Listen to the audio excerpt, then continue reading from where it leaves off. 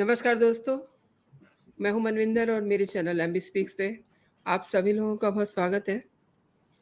दुनिया में कुछ लोग कहते हैं बस और कुछ लोग करके दिखाते हैं। 9 सितंबर का दिन बहुत खास हो गया क्योंकि देश के प्रधानमंत्री नरेंद्र मोदी ने जो कहा उसे करके दिखाया।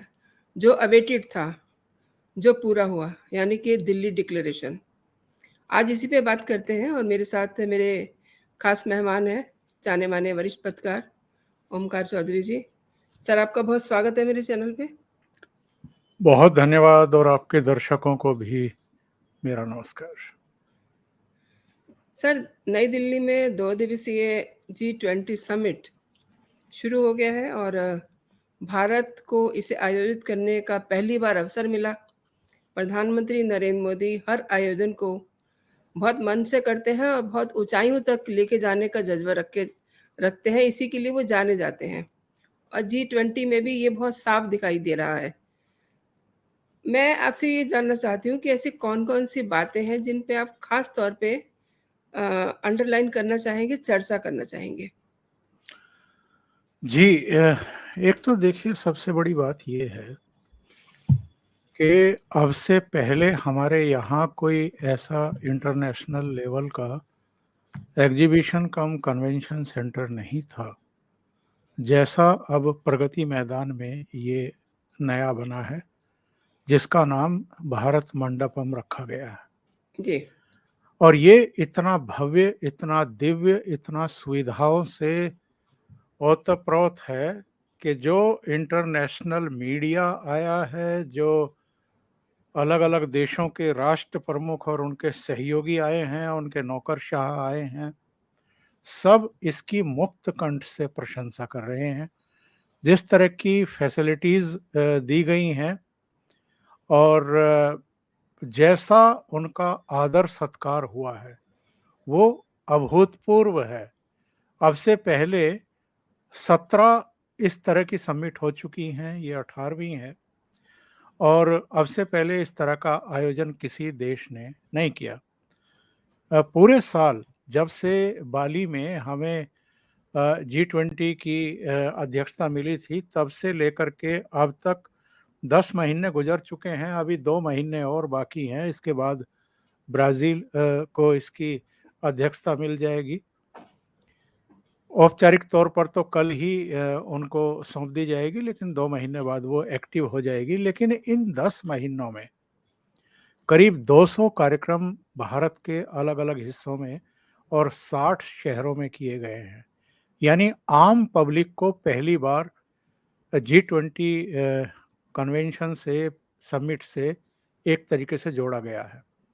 और जो थ्रस्ट है पूरा इसका, सबका साथ, सबका विकास, सबका विश्वास और सबका प्रयास, जी। जो डोमेस्टिकली भी प्रधानमंत्री नरेंद्र मोदी कहते रहे हैं, हुँ, हुँ। वो ही इन्होंने अब जी20 समिट का मेन एक तरीके से स्लोगन या नारा बना दिया है और केवल नारा नहीं बनाया, उस पर हुँ, हुँ। आगे बढ़े हैं।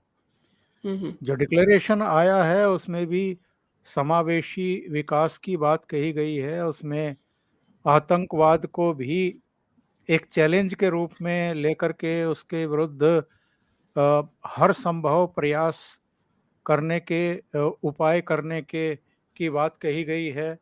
उसमें यूक्रेन युद्ध की बात भी कही गई है। बहुत सारी चीज़ें उसमें जोड़ी गई हैं, कुल मिलाकर के 87 पैराज़ हैं उसमें जी। और उनमें अलग-अलग जो दृष्टिकोण है भारत का, सबसे बड़ी बात ये है कि अगर हम इस आयोजन के स्थल को देखें, जी। उससे लेकर के जो डिक्लेरेशन हुआ है, उस तक पहुँचने में किसी तरह की कोई बाधा नहीं आई है। बहुत स्मूथली और हुँ, हुँ। इससे भी बड़ी बात ये कि कन्वेंशन के समिट के पहले ही दिन अगर डिक्लेरेशन हो गया है, जिसको जी, जी। लेकर के तमाम तरह की जी। आशंकाएँ ज़ाहिर की जा रही जी, थी, जी। तो ये एक बहुत बड़ी अचीवमेंट नरेंद्र मोदी की है, भारत सरकार की है।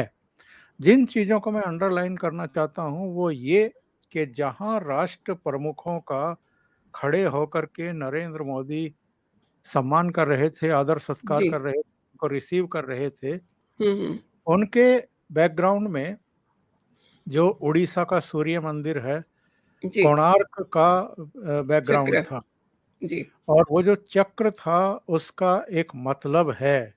हुँ। यानी जो भारतीयता है, जो भारतीय संस्कृति के प्रतीक चिन्ह हैं, उनको किस तरीके से वो प्रमोट कर रहे हैं और पूरी दुनिया तक उनको लेकर के जा रहे हैं, इससे पता चलता है। फिर शाम को जब डिनर पर आमंत्रित किया मेहमानों को, जी, तो बैकग्राउंड में क्या था? नालंदा यूनिवर्सिटी, जिसको 12वीं सदी में जी। बख्तियार ने जला हुँ। करके खाक कर दिया था। यानी 12वीं सदी में भी हमारे यहाँ यूनिवर्सिटी हुआ करती थी, जिसको जो मुस्लिम आक्रांता थे, वो जी। बर्दाश्त नहीं कर पाए थे, उसको नष्ट कर दिया। उसको हुँ। बैकग्राउंड में लेना, यानी और बताना, ऋषि सुनक को बताया और अमेरिका के जी। राष्ट्रपति को बताया, 1-2 जी, और जी। लोगों को बताया कि ये जी, क्या जी। है? हुँ। क्यों उन्होंने बैकग्राउंड में इसको रखा हुआ है? तो ये जो नरेंद्र मोदी की खासियत है, हुँ। जिन चीज़ों को अतीत की सरकारों ने एक तरीके से दफन किए रखा, छुपाए रखा, जो भारत का गौरवशाली इतिहास है, सांस्कृतिक इतिहास है, उसको दबा-छुपा करके रखना, अंग्रेजियत जी। को हावी रखना। अब जब नई पार्लियामेंट का लोकार्पण हुआ था, तो नेहरू म्यूज़ियम से निकाल कर के वो सेंगोन को लेकर के आए, राजदंड जी, को जी। उन्होंने स्पीकर की चेयर के पास स्थापित किया।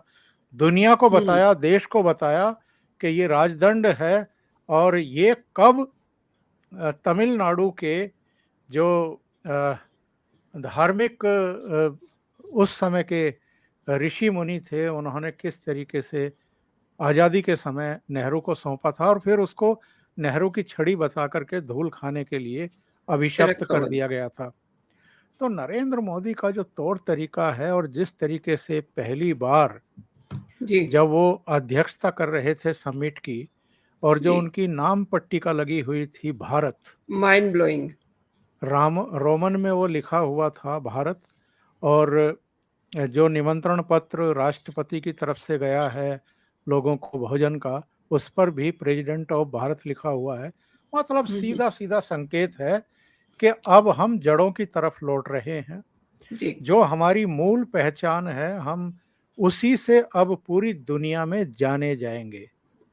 तो एग्ज़ैक्टली। ये मैं कुछ चीज़ें हैं जिनको रेखांकित करना चाहता था, जी। जो मैंने नोट की थी हुँ। पहले दिन का इनका समिट देख करके। अगर सर दिल्ली डिक्लेरेशन की बात करें, तो किसी को उम्मीद नहीं थी, जैसा कि 2022 में हुआ था, रूस-यूक्रेन युद्ध के चलते इस पर आसानी से सहमति बन जाएगी, बहुत डाउट था। लेकिन ये करिश्मा कैसे हुआ?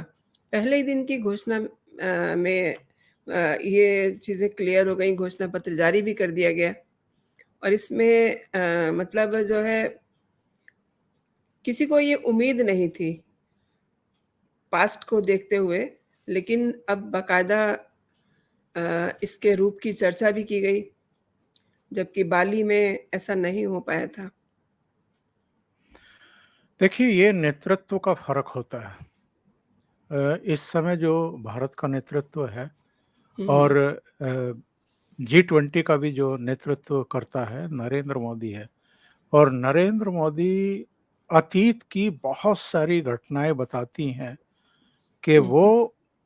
उनकी जो स्वीकार्यता है, उनकी जो लोकप्रियता है, उनके जो संबंध हैं दुनिया भर के हुँ, हुँ। देशों के राष्ट्र प्रमुखों से, वो किस तरह के करिश्मे अतीत में भी करते रहे हैं। जी। चाहे अफ़गानिस्तान में भारतीय फँस गए हों, जब तालिबानियों ने वहाँ विद्रोह कर दिया था। जॉर्डन में देख लीजिए, सीरिया में हुँ, देख लीजिए, यूक्रेन में देख लीजिए, दुनिया के अलग-अलग हिस्सों में जो हज़ारों छात्र और भारतीय और जो हमारे वहाँ कर्मचारी काम करते हैं, वो फँस गए थे। युद्ध के बीच में से युद्ध को रुकवा कर के उन्होंने उन्हें विमान से लिफ्ट कराया था, हुँ, हुँ। सुरक्षित निकाला था। और एक ऑपरेशन तो मुझे याद है, हुँ, जब हुँ। शिप के ज़रिए जनरल वीके सिंह जो केंद्रीय मंत्री थे, वो पहुँच गए थे और रातों रात अपने नागरिकों को वहाँ से निकाल कर के ले आए थे।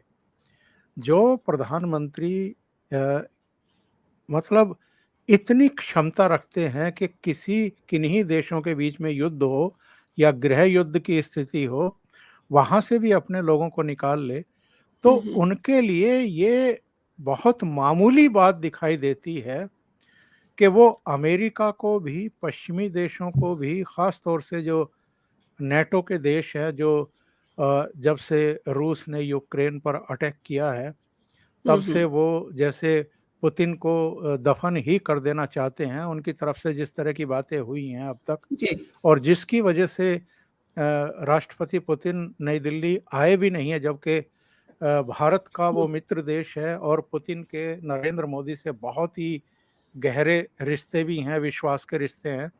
इसके बावजूद वो नहीं आए, दिल्ली तो इसलिए नहीं आए कि अमेरिका के राष्ट्रपति का सामना उनको करना पड़ता।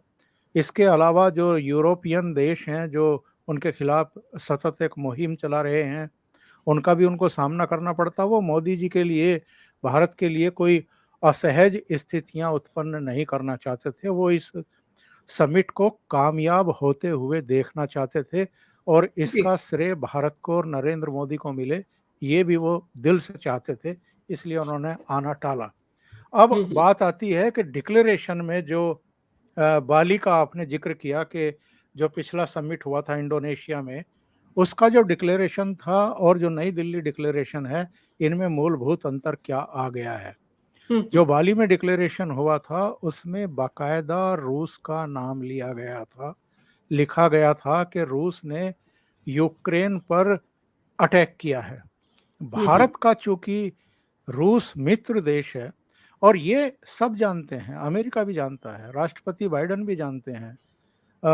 ब्रिटेन जो उछल-उछल करके यूक्रेन जाता रहा है, ब्रिटेन के जो इस समय प्रधानमंत्री हैं ऋषि सुनक, वो भी जानते हैं जी। कि नरेंद्र मोदी जो हैं वो कितना सम्मान करते हैं राष्ट्रपति पुतिन का। तो जब डिक्लेरेशन तैयार हुआ, डिक्लेरेशन में जो शब्द रखे गए हैं, जी। वो कमाल के हैं। हुँ, उसमें हुँ। कहा गया है कि सभी देशों को यूएन चार्टर का सम्मान करना चाहिए, जी। उसके अकॉर्डिंग ही बिहेव करना चाहिए। यूएन चार्टर क्या है?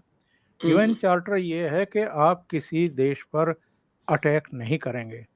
तो बिना रूस का नाम लिए यूएन चार्टर का ज़िक्र करके हुँ, वो हुँ। कहते हैं ना कि साँप भी मर जाए और लाठी भी ना टूटे। तो एग्ज़ैक्टली। ये काम जो है, ये हुँ, हुँ। नरेंद्र मोदी और उनकी टीम ने कर दिया। जयशंकर और उनके जितने भी सहयोगी हैं, जी, जी। एक जो कूटनीतिक भाषा होती है, और उस पर सब सहमत भी हो गए। जी, जी। सब वेरी जानते हैं ऑब्वियस। कि भारत जो है वो नहीं चाहेगा कि रूस का नाम डिक्लेरेशन में आए, और वो नहीं आया। हुँ, तो हुँ। जिस जिस मतलब कुशलता के साथ और सबके साथ संवाद करके, ज़ाहिर है ये हुँ। जब डिक्लेरेशन तैयार हुआ है, हुँ, तो हुँ। इस पर राष्ट्रपति बाइडेन से भी परामर्श हुआ ही होगा किसी स्तर पर, चाहे जी। प्रधानमंत्री ने किया हो, हुँ, चाहे हुँ। उनके जो राष्ट्रीय सुरक्षा सलाहकार साथ में आए हैं, उनके साथ हमारे राष्ट्रीय सुरक्षा सलाहकार और विदेश मंत्री की बात हुई हो, हुँ, हुँ। उनसे उनको भी सहमत किया गया होगा कि प्रधानमंत्री मोदी ये चाहते हैं, और बाइडेन उसके लिए तैयार हो गए, दूसरे देश जी। तैयार हो गए। तो ये जिस तरीके से, मतलब इसको कहते हैं कि कूटनीतिक विजय, और जी। जो देश कूटनीति जानता है वो, उसको कोई मतलब पछाड़ ही नहीं सकता है। हुँ, हुँ। बाकी आगे चल कर के और चर्चा करेंगे कि किस तरीके से हुँ, हुँ। भारत ने, प्रधानमंत्री मोदी ने चीन को भी चारों खाने चित किया है। जी। जी, जी। सर, आज काफ़ी कुछ कमाल देखने को मिला, सुबह से ही देख रहे हैं। जो बाइडेन ने जो स्लोगन था अपने प्रधानमंत्री जी का, one earth, one family, one future, इसको उन्होंने दोहराया। तो ये बड़ा अच्छा साउंड कर रहा था। इसके अलावा और कौन-कौन सी कामयाबी आप मानते हैं भारत और प्रधानमंत्री नरेंद्र मोदी की, जिन्हें नई दिल्ली समिट में हासिल किया गया है? देखिए, एक तो अफ्रीकन देशों के समूह को 21वें देश के तौर पर शामिल करना G20 के बजाय अब आगे 21 कुर्सियां लगेंगी और ये G21 कहलाएगा, G21 जी, कहलाएगा। जी, जी। ये जो अफ्रीकन देश हैं इनकी संख्या है 55 और जो जीडीपी है पूरी दुनिया की, हालांकि उसमें इनका कंट्रीब्यूशन 3-3.5% है क्योंकि कम है बहुत। ये जी, अधिकांश जो हैं गरीब देश हैं, जी। लेकिन जो इनका कंट्रीब्यूशन होगा आगे हुँ, चल हुँ। करके उसकी कोई कल्पना नहीं कर सकता है। जी। नंबर 2, चीन ने इनमें से अधिकांश देशों को बीआरआई के नाम पर ठगा था। हुँ, वहाँ हुँ। पर कुछ-कुछ इन्वेस्ट करके उनको कर्ज के बोझ में दाब हुँ, दिया था। अब हालत ये है कि केवल अफ्रीकन कंट्रीज़ में नहीं, अब दुनिया के लगभग हर देश में सभी हुँ, हुँ। देशों ने एक आध को छोड़ करके हाथ खड़े कर दिए हैं हुँ, हुँ। कि हम आपके ये बेल्ट एंड रोड इनिशिएटिव जो आपका कार्यक्रम है इसको आगे नहीं बढ़ा सकते, हमारे पास तो पैसा ही नहीं है। और कितना बड़ा पैसा उसका एक तरीके से डूब गया है, अरबों डॉलर उसका एक तरीके से उसमें पानी में चला गया है जी। और अ, चीन जो है वो अंदर ही अंदर करहा रहा है। तो एक तो सबसे बड़ा जो इनिशिएट लिया था प्राइम मिनिस्टर ने जी जी। समिट के अध्यक्ष होने के नाते हुँ, कि हुँ। चीन को आउट करो अफ्रीकन कंट्रीज से और अफ्रीकन कंट्रीज को इस संगठन के साथ जोड़ लो। ये सबसे बड़ी उपलब्धि कम से कम पहले दिन की मैं मानता हूँ। हुँ, हुँ। दूसरी, जो ग्लोबल बायोफ्यूल अलायंस बना है, वो जी, बहुत बड़ा इनिशिएट बहुत किया है इम्पोर्टेंट है वो। जी। प्राइम मिनिस्टर मोदी और अमेरिका के राष्ट्रपति हुँ, जो हुँ। बाइडेन ने। कई जी, कंट्रीज जो हैं इसमें शामिल हो गए हैं। अब स्वच्छ ईंधन की तरफ जो है अब जी। कदम उठाए जाएंगे और धीरे-धीरे आप देखिएगा कि दुनिया के बहुत सारे और देश भी इसमें शामिल हो जाएंगे। और हुँ, हुँ। तीसरी जो बड़ी महत्वपूर्ण सफलता पहले ही दिन मिली है, वो मिली है जो मध्य पूर्व यूरोप कनेक्टिविटी कॉरिडोर बनाने की सहमति जी। हुई है। हुँ, हुँ। और इसमें कौन-कौन देश शामिल हैं? इनमें भारत है, इनमें यूएई है, इनमें सऊदी अरब है, ईयू है, फ्रांस है, इटली है, जर्मनी है, जी, अमेरिका है। जी। और ये अगेन इतना बड़ा स्टेप उठाया है इन देशों ने, इसमें होगा क्या? इसमें एक तो बहुराष्ट्रीय रेल परियोजना है और एक बंदरगाह। इस पर जी। समझौता हुआ है। ये एक तरीके का आर्थिक कॉरिडोर है जो हुँ, हुँ। दुबई से शुरू होकर के ग्रीस तक बनेगा और इसमें बहुत सारे यूरोपियन कंट्री जो है वो एक दूसरे से जुड़ेंगे। और भारत का तो वो कहते हैं ना कि पांचों घी जो है, पांचों उंगलियां घी में पाँच उँगलियाँ और घी में। सिर कढ़ाई में। तो भारत का तो इतना बड़ा फायदा इससे हुआ है। जी। अब उसको ना तो जो ईरान में बनने वाला बंदरगाह था उसकी ज़रूरत रह गई है, हुँ, हुँ। ना टर्की की इसमें कोई ज़रूरत रह गई है किसी को। सीधे भारत से शिप के ज़रिए माल जाएगा दुबई, दुबई से जाएगा ग्रीस और ग्रीस से फिर आगे यूरोपियन कंट्रीज में चला जाएगा, आगे फिर अमेरिका तक जो है उसको ले जाया जाएगा।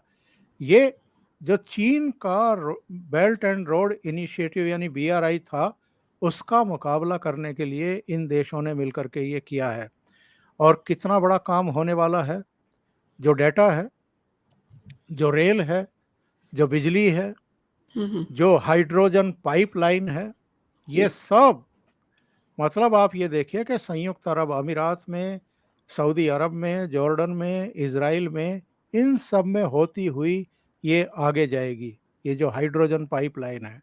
जी, और इससे सबसे बड़ा काम ये होने वाला है कि ये जो खाड़ी देशों के बीच में और इज़राइल के बीच में सिर्फ उटव्वल चल रही थी, जी। इसमें भी पानी पड़ेगा, इसमें भी शांति आएगी, इनके दिमाग और इनके सिर थोड़े ठंडे होंगे। क्योंकि जब आर्थिक हित जुड़ते हैं एक दूसरे से तो हुँ, हुँ। लड़ाई झगड़े का जो माहौल है वो खत्म हुँ, हुँ। होता है। तो जी, ये 3 बड़े स्टेप हैं और चौथा बड़ा स्टेप जो है, जिसका हमने चर्चा किया है, जो डिक्लेरेशन हुआ है, नई दिल्ली डिक्लेरेशन, वो तो मास्टर स्ट्रोक है। जी, नो डाउट बड़ा वाला मास्टर स्ट्रोक।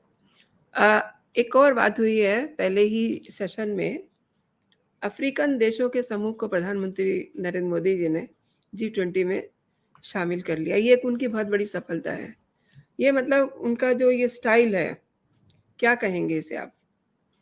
वही मैंने अभी ज़िक्र किया है कि चीन को काउंटर करने के लिए ये बहुत ज़रूरी था और प्रधानमंत्री की वहाँ की यात्रा और वहाँ के अलावा ग्रीस की यात्रा, ये आपको याद होगा जब जी, दक्षिण अफ्रीका में ब्रिक्स देशों का सम्मेलन था, जी, जी। तो उसी समय हमारे यहाँ चंद्रयान-3 चंद्रमा की सतह पर सॉफ्ट लैंडिंग करने में कामयाब हुआ था और जी, प्रधानमंत्री वहाँ से इसरो के वैज्ञानिकों के साथ ऑनलाइन जुड़े थे, संबोधित किया था उनको और देश को। जी, वहाँ से उड़ान भरने के बाद वो ग्रीस में रुके थे। तो जी, ग्रीस में क्यों रुके थे? और 40 साल बाद भारत का कोई प्रधानमंत्री ग्रीस की यात्रा पर गया था। वो जी, हालाँकि 24 घंटे से भी कम की यात्रा थी, जी। लेकिन लोगों की समझ में अब आया है कि ग्रीस वो क्यों रुके थे, क्योंकि व्हाट ग्रीस इज़ को द तैयार रीज़न करना था। Behind this? जी। ये जो कॉरिडोर हमारा बन रहा है अब अमेरिका और दूसरे खाड़ी के देशों के साथ और जर्मनी और फ्रांस और हुँ, हुँ। इटली के साथ, इसके लिए चूँकि जो बंदरगाह है वो ग्रीस का यूज़ होगा।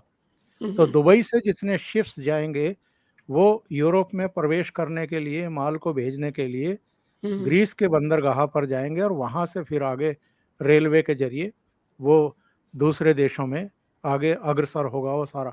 और ये जी, एक बात कही जा रही है कि जी, इससे अकेले भारत का ही 40% जो व्यापार है, उसको बूस्ट मिलने वाला है।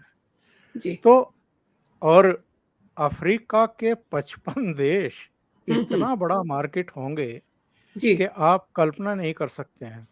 हुँ, और हुँ। चीन की वहाँ जो एंट्री बंद की है, ये अगेन एक बहुत बड़ा मतलब उपलब्धि है भारत की और नरेंद्र मोदी की। तो जी, बहुत आगे का सोच करके, जी। बहुत दूरदृष्टा बन कर के उन्होंने ये सब स्टेप जो हैं वो उठाए हैं। सर, आज आपने देखा जिस समय जो बाइडेन और प्रधानमंत्री नरेंद्र मोदी जब नालंदा यूनिवर्सिटी का जो बैकग्राउंड बनाया हुआ था, वहाँ पे खड़े होकर के वो कुछ बात कर रहे थे, तो जो बाइडेन और उनका जो केमिस्ट्री थी दैट वाज़ फैंटास्टिक। उन्होंने उनके कंधे पे हाथ रखा, उसके बाद उनको फिर से थपकी दी, जो ये शो कर रहा था कि उनका केमिस्ट्री बहुत ही अच्छी है। अब ये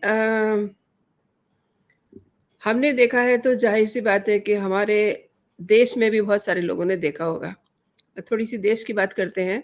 डिनर डिप्लोमेसी की अगर बात करें, तो कूटनीति में इसका बहुत रोल रहता है। अ, सभी आमंत्रित राष्ट्र प्रमुख इसमें शामिल हुए और यहाँ पर घरेलू राजनीति भी काफ़ी हावी दिखाई दी। कांग्रेस ने इसकी शिकायत की। अ, अध्यक्ष जो हैं उनके खड़गे साहब उनको बुलाया नहीं गया एंड सुबह से ही आज कई सारे ट्वीट चल रहे हैं इस तरीके के कि उन्हें उन्हें तो ये परमिशन नहीं दी गई, ब्ला-ब्ला। क्या कहते हैं सर आप इसको? देखिए, जहाँ तक डिनर डिप्लोमेसी की बात है, तो चूँकि इस समय 55 से ज़्यादा देशों के प्रतिनिधि और राष्ट्र प्रमुख और राजनयिक और राजदूत और उच्चायुक्त इस समय भारत मंडपम में हैं, जो अभी डिनर शायद ख़त्म होने वाला होगा जब हम बात जी, कर रहे हैं। तो ये जो है मैं ये कह सकता हूँ कि ये एक विशेष अवसर होते हैं जब अ, अनौपचारिक बातचीत होती है। जी, कोई किसी से मिल रहा है, खाने की प्लेट लेकर के कहीं को निकल गया। अभी मैं कुछ चित्र देख रहा था कि जी, जी, British prime minister Rishi Sunak खड़े होकर के निर्मला सीतारमण से बात कर जी, रहे हैं। जी, जी, या इसी तरह के जैसे अभी बांग्लादेश की प्रधानमंत्री से निर्मला जी, सीतारमण और वीके सिंह और कुछ दूसरे लोग खड़े होकर के बात कर रहे हैं। तो जी। बहुत सारी अनौपचारिक बातचीत जब होती है, तो वो हुँ, हुँ। लीक से हट कर के बातचीत होती है हुँ, हुँ। और एक बड़ा ही विश्वास का माहौल होता है, बड़ा अनौपचारिक सा माहौल होता जी, है। जी। तो डिनर डिप्लोमेसी को इसलिए ज़्यादा महत्व दिया जाता है और हुँ, जब हुँ। बहुत सारे देशों के राष्ट्र प्रमुख हों, तो इसको एक गाला डिनर भी इसको बोला जाता है। हाँ, बिल्कुल। वहाँ पर मतलब अ, जो हमारे राष्ट्र प्रमुख हैं, जो दूसरे देशों के राष्ट्र प्रमुख हैं, उनके बीच में तमाम तरह की ऐसी बातें होती हैं, जोक्स होते हैं, किस्से कहानियाँ होती हैं। हाँ, मतलब वहाँ पर केवल डिप्लोमेसी नहीं होती है, वहाँ और भी बहुत ऑफ कुछ बीट चीज़ें बातें होती होती हैं। अब हैं, ऑफ जहाँ बीट। तक सवाल है ये कि साहब खड़गे साहब को क्यों नहीं बुलाया गया और फिर हुँ। उसके बाद इनके 2 चीफ मिनिस्टर जो है वो भी ये कह कर के कि चूँकि नो फ्लाई ज़ोन जो है बना दिया गया है दिल्ली जी, को इसलिए हम लोग नहीं आ पा रहे हैं। ये कांग्रेस को एक्चुअल में रंग में भंग डालने की एक बुरी आदत पड़ गई है। जी। जहाँ भी इस तरह के बड़े आयोजन होते हैं, वहाँ पर बजाय इसके कि आप या तो चुप करके बैठें, हुँ। अपना मुँह बंद रखें उस समय तक जैसे दूसरे दलों के नेता इस समय मुँह बंद किए हुए हैं जी। और उनको भी मैं जानता हूँ कि बदहज़मी हो रही होगी, बार-बार उनको जी, जी। अ, उनकी अंदर से हो रहा होगा कि कुछ बोलूँ लेकिन ये अंतर्राष्ट्रीय डिप्लोमेसी है कि जी। इस समय जो है अगर वो मुँह बंद रखेंगे तो ज़्यादा लोग उनको सीरियसली लेंगे। जी। अगर मुँह बंद नहीं रखेंगे राहुल गांधी की तरह बेल्जियम में जिस तरीके से उन्होंने दलितों पर अत्याचार और जी। लोकतंत्र और चीन की हुँ, हुँ। प्रशंसा करनी शुरू कर दी, तो आप नॉन सीरियस कहलाएँगे ही कहलाएँगे। अब हुँ, बात हुँ। आती है ये कि खरगे को नहीं बुलाया, सोनिया गांधी को नहीं क्यों नहीं बुलाया? हुँ, हुँ। खरगे जो हैं वो कांग्रेस के राष्ट्रीय अध्यक्ष हैं। ये क्या पार्टियों का सम्मेलन हो रहा है? यूँ तो जेपी नड्डा जो राष्ट्रीय अध्यक्ष हैं बीजेपी के उनको उनको भी नहीं बुलाया गया। उनको भी बुलाया तो गया है। तो जेपी नड्डा को नहीं बुलाया गया तो भई हू आर यू? तो आपको क्यों बुलाया जाए? और अगर आपको ये गलतफ़हमी है कि आप एक ऐसे पार्टी के राष्ट्रीय अध्यक्ष हैं जिसने इस देश पर 55-60 साल तक शासन किया है, तो आप अगर उसी एरा में गलतफ़हमी पाल कर के बैठे हुए हैं, जैसे मनमोहन सिंह के प्रधानमंत्री रहते हुए बिना किसी पद पर रहे बिना सोनिया गांधी को एक अलग तरह का प्रोटोकॉल क्रिएट करके सम्मान दिया जी, जाता जी। था, तो वो जी, दौर तो गुज़र गया, वो जी, दौर तो गुज़र गया। जी, अब तो मनमोहन सिंह प्रधानमंत्री नहीं है, अब तो नरेंद्र मोदी प्रधानमंत्री हैं जी। और नरेंद्र मोदी की सरकार ने जो प्रोटोकॉल बनता है, जिनका प्रोटोकॉल बनता है, उनको निमंत्रण पत्र भिजवाए हैं और मैं जी, ममता जी। बनर्जी भी हैं, उनके उनमें स्टालिन भी है, उनमें नीतीश कुमार भी है, जी। जितने और इनके भी कांग्रेस के मुख्यमंत्रियों को निमंत्रण पत्र तो गया था। वो जी, जी। नहीं आ रहे हैं ये अपने नेतृत्व को खुश करने के लिए या उनकी जी। ईगो को सैटिस्फाइड करने के लिए या हुँ, रंग हुँ। में भंग डालने के लिए तो ना आए, हुँ, हुँ। पर निमंत्रण पत्र तो गए थे जो इनके चीफ मिनिस्टर थे उनको। पर जी। खरगे साहब अगर ये गलतफ़हमी में हैं कि मैं नेता प्रतिपक्ष हूँ राज्यसभा में, तो नेता प्रतिपक्ष हैं तो क्या जो आपके लोकसभा के संसदीय दल के नेता हैं अधीर रंजन चौधरी, क्या उनको बुलाया गया? या जो ऑब्वियसली। विधान सभाओं में नेता प्रतिपक्ष हैं, उनको बुलाया गया क्या? नहीं बुलाया गया। जो नेता सदन हैं, वो चाहे किसी भी राज्य के हैं, उनको बुलाया गया है, मुख्यमंत्रियों को बुलाया गया है। तो ये एक बिना वजह की कंट्रोवर्सी खड़े करने की और मीडिया का अट्रैक्शन हासिल करने की एक कोशिश मात्र है, इसके अलावा कुछ नहीं है। इसीलिए ये सुबह से ट्वीट पे ट्वीट किए जा रहे हैं। हमें बुलाया नहीं गया, हमारे चॉपर को इजाज़त नहीं दी गई एयरवे पे। तमाम सारी चीज़ें सुनने में आ रही हैं, आपने भी इस पे गौर किया होगा। जबकि गवर्नमेंट की ओर से इस पे क्लैरिफ़िकेशन भी दिया गया है कि ऐसी कोई बात नहीं थी। सर, इन्होंने जो आज ये रायता फैलाने की कोशिश की है, मैं थोड़ा-सा चाहूँगी कि इसे और आप इलैबोरेट करें। नहीं, नहीं, इनके पास अब नरेंद्र मोदी ने यही काम छोड़ दिया है कि आप ट्वीट करिए बैठ करके, और ट्वीट करके आप मतदाताओं तक पहुंचने की कोशिश करो। हो सकता है आपके ट्वीट पढ़ करके आपको वोट दे दें वो 2024 में। बहुत बहुत शुक्रिया आपका, आपने मेरे चैनल के लिए समय निकाला इतने टाइट शेड्यूल में। अगेन बहुत बहुत शुक्रिया, धन्यवाद आपका भी। थैंक यू सो नमस्कार। मच। नमस्कार।